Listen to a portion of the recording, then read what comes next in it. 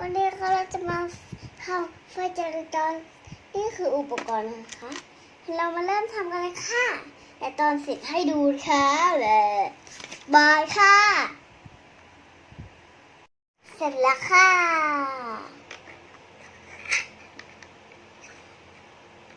ดีค่ะแต่มันไม่ถึงไหมไฟอะไรคะไฟอะไรคะ ไฟเขียว ไฟเขียวต้องทำไงหยุดใช่ไหม ใช่ ไฟเขียวต้องหยุดใช่ไหมคะ ไม่ใช่ ไฟเขียวต้องทำยัง ไป ไง ได้ค่ะ โอเค ไปได้ ต่อมาไฟ เตรียมตัวแล้วก็ไปเลยเย้แล้วก็แดงแบบนี้ ไฟแดงคือไฟได้ จุด โอเคเรียบ แล้ว ร้ ก็ อย ไฟกลางค่ะ ไฟเหลืองเตรียมตัวใช่ไหม ไฟเห เต ลื รี อย ง มเตรียมตัวที่จะหยุดหรือเตรียมตัวที่จะไปใช่ไหม เตรียมตัวที่จะไป เตรียมตัวที่จะไปแล้วก็ เตรียมตัวที่จะไปแล้วก็ไปได้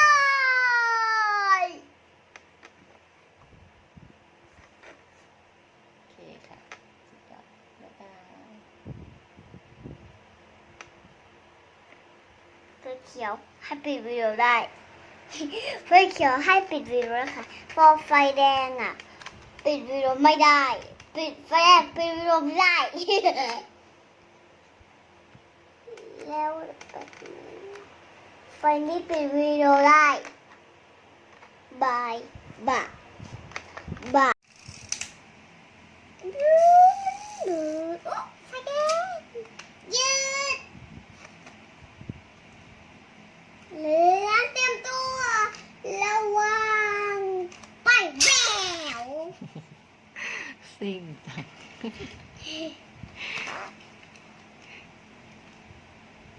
แดงยืด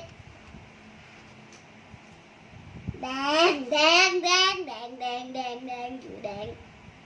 แดงนานกระเหลืองเขียวไปแก้วแดงแดงนี่เลยก็